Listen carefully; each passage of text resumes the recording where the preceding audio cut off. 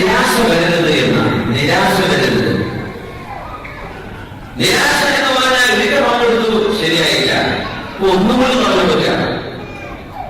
അപ്പോ എന്നിട്ട് കേൾക്കാത്തവരുണ്ടാവും. ഒന്നുകൂടി പങ്കെടുക്കുക. എന്നിട്ട് ഒന്നുകൂടി ഇങ്ങനെ എത്ര മതിക്കോളൂ. നിരാശ വരരുത്.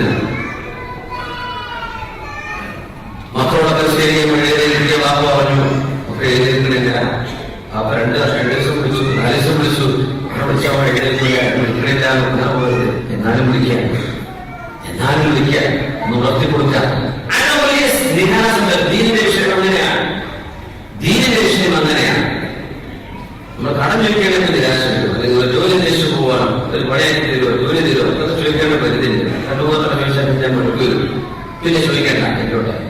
ദീനിന്റെ വിഷയത്തിൽ എന്ത് ചെയ്തത്? ഒരിക്കലും നിരാശ വരുന്നത്. നമ്മൾ അള്ളാഹുവിനോട് ദുആ ചെയ്യുന്നതും അങ്ങനെയാണ്. അങ്ങനെ ഒരു നിരാശ വന്നു കഴിഞ്ഞാൽ അതിനെ രാവിലെ ചെയ്യാൻ കഴിയില്ല. എന്തെങ്കിലും പറയുമ്പോഴല്ലേ എതിർക്കുള്ളൂ. എല്ലാവരും കുഴപ്പമുണ്ടോ? ഒന്നും പെട്ടില്ലാതെ ആളുകൾ 30-40 കൊല്ലത്തെ ജോലി ചെയ്യുന്ന ഉസ്താദുമാരുണ്ട്, ഹബീബുമാണ്. 2 കാരണങ്ങൾ കൊണ്ടാണ് സംഭവിക്കുന്നത് ഞാൻ മനസ്സിലാക്കാം. 40 കൊല്ലം ഉസ്താദ് ജോലി ചെയ്ത് ഞങ്ങളുടെ മഹല്ലിൽ 50 കൊല്ലം ജോലി ചെയ്തു എന്ന് പറഞ്ഞാൽ ഒന്നുകിൽ അവർ ആ കാലമത്രയും സത്യസന്ധമായ രീതിയിൽ ഇഖ്ലാസോടുകൂടെ അല്ലാഹുവിനെ ഉദ്ദേശിച്ച് സൗമ്യമായ രീതിയിൽ ശരിയായ പറയുന്ന രീതിയിൽ അവർ ദഅവത്ത് ചെയ്തിട്ടുണ്ട്. അതുകൊണ്ട് കാര്യം നടന്നുപോയി. അല്ലെങ്കിൽ കാലമത്രയും അത്തരം ഒരു വിഷയത്തിൽ മുമ്പ് ഇടപെടാറില്ല, ഒന്നും പറയാറില്ല, ജോലി ചെയ്യുന്നു, സംഭവമാകുന്നത് പോലും. അങ്ങനെ 50 കൊല്ലം പൂർത്തിയാക്കി. ഇത് രണ്ടും വ്യത്യസ്തമാണ്. ഏതെങ്കിലും ഒരു വിഷയത്തിൽ ഇടപെടുന്ന പക്ഷം കമ്മിറ്റിക്കാരൊക്കെ പിരിച്ചു കൊടുക്കും. അങ്ങനെ കമ്മിറ്റിക്കാരൊക്കെ പറഞ്ഞ് നമ്മളെ പിരിച്ചുവിടാത്തവരാണ്. കൊണ്ടുവരേണ്ട ഇടങ്ങേറവർ കാര്യം ചെയ്യുക. എന്നാലും പിരിച്ചുവിടാൻ ആൾക്കാരൊക്കെ ഉണ്ടാവും. പുതിയ പിരിച്ചുവിടുന്നത് പിന്നെ ആളെ കിട്ടണ്ടേ, പക്ഷേ ആളെ കിട്ടണ്ടേ. അപ്പൊ ഈ രീതിയിൽ നിരാശ വരുന്ന അവസ്ഥ വരും. എന്തേ അങ്ങനെ ആയത്, എന്തേ പോക്കാൻ അങ്ങനെ പറഞ്ഞത്? അള്ളാഹുവിന്റെ വിഷയത്തിൽ അത് തോന്നേണ്ട ഒരു കാര്യമില്ല. നമ്മൾ ജനങ്ങളോട് ഒരു പൈസ ചോദിക്കുകയും അല്ലെങ്കിൽ ജനങ്ങളോടുള്ള പ്രതിഫലം ചോദിക്കുകയും അവരുടെ കൈകിട്ട ഒന്നല്ലല്ലോ. നമ്മൾ ചെയ്യുന്നത് ഏതൊരു മനുഷ്യനും ഒരു നന്മ നമ്മൾ പറഞ്ഞു കൊടുക്കുന്നത് അള്ളാഹുവിന്റെ കൂലി കിട്ടാനാണ്. അപ്പൊ പിന്നെ നമ്മൾ പറയുന്ന പോലെ കയ്യിൽ കിട്ടിയാലും സഹിക്കണം, കൂക്കി വിളിച്ചാലും സഹിക്കണം. ഇത് 2 സഹിക്കാൻ നമ്മൾ തയ്യാറാണ്. അതിനുള്ള മനസ്സിലേക്ക് അള്ളാഹുവിനോട് ചോദിക്കും വേണം. അള്ളാഹു തരട്ടെ. ആ ഒരു സ്റ്റേജിലേക്ക് എത്തിക്കഴിഞ്ഞാൽ പിന്നെ നമ്മൾ പിന്മാറി പോകും. നമുക്കത് വേണ്ട. എന്തിനാണ് ഇങ്ങനെ വ്രതത്തിന് ഓരോ പിശാചം, എന്തിനാണ് കഷ്ടപ്പാടുകളാകുന്നത് എന്നൊക്കെ ഒരു തോന്നൽ പിശാച് കൊണ്ടുവരും. സമയത്ത് അത് സ്റ്റോപ്പ് ചെയ്യൽ പിശാചിന്റെ ആവശ്യമാണ്. ഇല്ലെങ്കിൽ ദീനിന്റെ ഷായറുകൾ ഇവിടെ ഉയർന്നു നിന്നാൽ പിശാചിനെ ഇഷ്ടപ്പെടൂല. അപ്പോ ശക്തമായ എതിർപ്പുകൾ ദഅവത്ത് ചെയ്യുന്ന മുഴുവൻ ആളുകൾക്കും സ്വന്തം കൂട്ടക്കാരിൽ നിന്നുണ്ടാവും, സ്വന്തം കൂടെ നിൽക്കുന്ന ആളുകളിൽ നിന്നുണ്ടാവും, നാട്ടുകാരിൽ നിന്നുണ്ടാവും, പല ആളുകളിൽ നിന്ന്, ശത്രുക്കളിൽ നിന്ന് വേറെയും ഇതൊക്കെ ഉണ്ടാവും. അദമുൽ യഅസ്.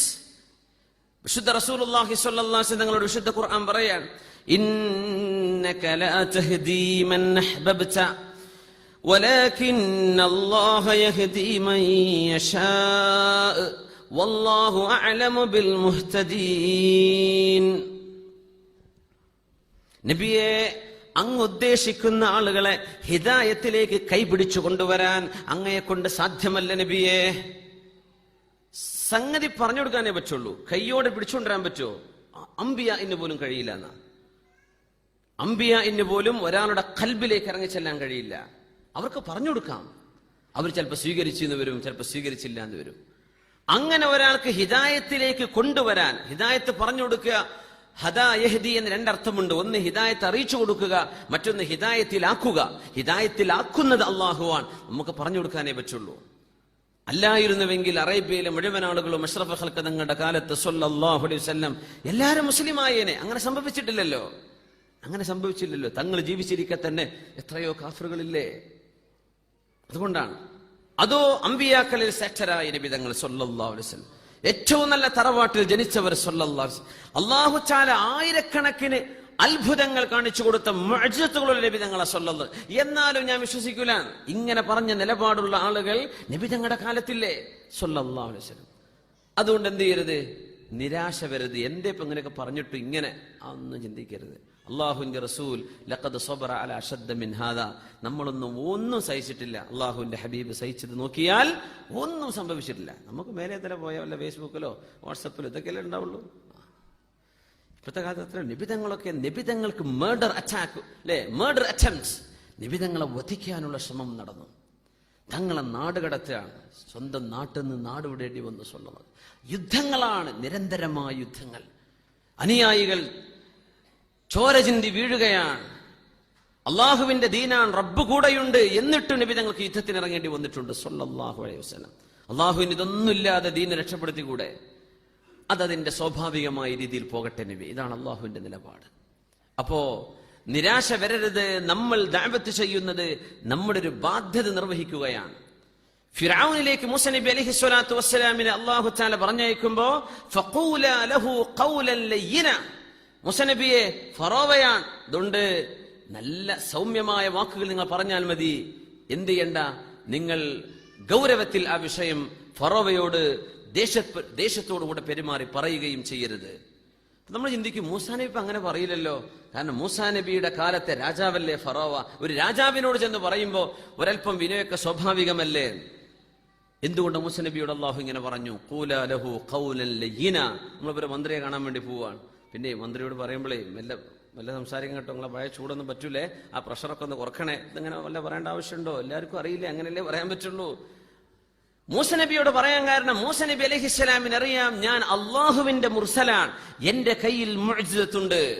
എന്റെ കയ്യിൽ അള്ളാഹു തന്ന 2 മുഅ്ജിസത്തുകൾ, ഒന്ന് ആ വടി, നിലത്തിട്ടാൽ വലിയ സർപ്പമാകുന്ന ആ ഒരു വടിയും കക്ഷത്ത് വെച്ച് എടുത്തു കഴിഞ്ഞാൽ സൂര്യനെ പോലെ പ്രകാശിക്കുന്ന കൈയും, ഈ 2 മുഅ്ജിസത്ത് അള്ളാഹു എനിക്ക് തന്നതാണ്. അതുകൊണ്ട് എന്റെ കയ്യിലുള്ള സംഗതി സത്യമാണെന്ന് 100% ഉറപ്പാണ്. അങ്ങനെയൊക്കെ ആണെങ്കിലും മൂസ നബിയെ, ഫറോവ ഈ സത്യം സ്വീകരിക്കണമെങ്കിൽ നിങ്ങൾ സൗമ്യമായി ആ വിഷയം പറഞ്ഞു കൊടുക്കിൻ സയ്യിദുനാ മൂസ നബി അലൈഹിസ്സലാമിനോട്. ലഅല്ലഹു യതദക്കറു ഔ യഖ്ശാ, ഒരു പക്ഷേ അവൻ അല്ലാഹുവിനെ പേടിച്ചേക്കും, ഒരു പക്ഷേ അവൻ നന്നായേക്കും. അള്ളാഹുവിനറിയില്ലേ ഫറോവ ചെങ്കടലിൽ മുങ്ങി മരിക്കാൻ പോവാണ്, അവൻ നന്നാവില്ല എന്ന് അള്ളാഹ് അറിയില്ലേ? അള്ളാഹുവിനറിയില്ലേ ഫറോവ മുസ്ലിം ആവില്ല എന്ന്? എന്നാലും മൂസ നബിയെ, നിങ്ങൾ ചെയ്യേണ്ട ദൗത്യം നിങ്ങൾ ചെയ്യുക. അവൻ മുസ്ലിം ആവുന്നതും ആവാതിരിക്കുന്നതും അവനും അവന്റെ റബ്ബും തമ്മിലുള്ള ഇടപാടുകളാണ്. നിങ്ങളുടെ ദൗത്യം നിങ്ങൾ നിർവഹിച്ചേക്കണം. അപ്പൊ അവൻ നന്നാകും എന്ന പ്രതീക്ഷയിൽ പറഞ്ഞു കൊടുക്കുക മൂസ നബിയെ. നന്നായേക്കും എന്ന് മൂസ നബിക്ക് പ്രതീക്ഷ കൊടുക്കുകയാണ് അല്ലാഹു തആല. അദമുൽ യസ്, നിരാശ വേണ്ട, ഓ നന്നാവില്ലല്ലോ എന്ന് വിചാരിക്കേണ്ട. ചില ആളുകൾ നന്മയിലേക്ക് വിളിച്ചാൽ വരാൻ തയ്യാറുള്ള ആളുകൾ കാണും, ഒരാൾ വിളിക്കാത്തത് കൊണ്ട് വരാതിരിക്കുകയാകും. അതുകൊണ്ട് അദമുൽ യസ്, റസൂലുള്ളാഹി സ്വല്ലല്ലാഹു അലൈഹി വസല്ലമ തങ്ങളെ സൂഖുൽ മജാസിൽ, ദി മജാസ് എന്ന് വന്നിട്ടുണ്ട്.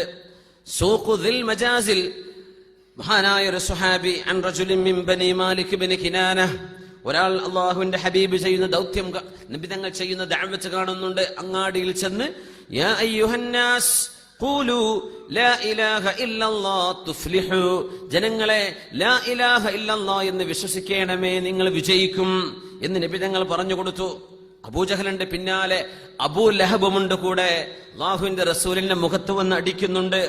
അബൂജഹലും അബൂ ലഹബും കൂടിയിട്ട് പറയുന്നുണ്ട്, ലാ യുഗ്വിയന്നകും ഹാദാ അൻ ദീനികും, ഈ മനുഷ്യൻ കൊണ്ടുവരുന്ന പുതിയ ആശയങ്ങൾ കണ്ട് നിങ്ങൾ ആരും വഴിതെറ്റി പോവല്ലേ എന്ന് വിളിച്ചു പറയുന്നു. അല്ലാഹുവിന്റെ റസൂൽ സ്വല്ലല്ലാഹു അലൈഹി വസല്ലമ തങ്ങൾ, വമാ യൽതഫിതു ഇലൈഹിം റസൂലുള്ളാഹ്, അല്ലാഹുവിന്റെ ഹബീബ് തങ്ങൾ അവരിലേക്ക് നോക്കുന്നേ ഇല്ല.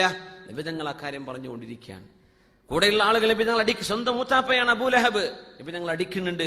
അബൂജഹൽ പറയുന്നുണ്ട് സഫീഹുൻ, വിഡ്ഢിയാണ്, വിവരമില്ലാത്ത ആളാണ് എന്നൊക്കെ പറയുന്നുണ്ട്. പക്ഷെ ഹബീബായ റസൂലുള്ളാഹി തങ്ങൾ സ്വല്ലല്ലാഹു അലൈഹി വസല്ലം അവരിലേക്ക് നോക്കുന്നേ ഇല്ല. തങ്ങൾ തങ്ങളുടെ ദഅവത്ത് ചെയ്തുകൊണ്ടേയിരുന്നത് ഞാൻ എന്റെ കണ്ണുകൊണ്ട് കണ്ടു എന്ന് റജുലുൻ മിൻ ബനി മാലിക്, ബനി കിനാന ഗോത്രത്തിലെ ഒരാൾ റിപ്പോർട്ട് ചെയ്ത സംഭവം ഇമാം അഹ്മദ് റളിയല്ലാഹു അൻഹു ഉദ്ധരിക്കുന്നുണ്ട്.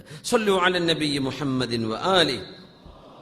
اللهم صل على سيدنا محمد وعلى آل سيدنا محمد وبارك وسلم عليه.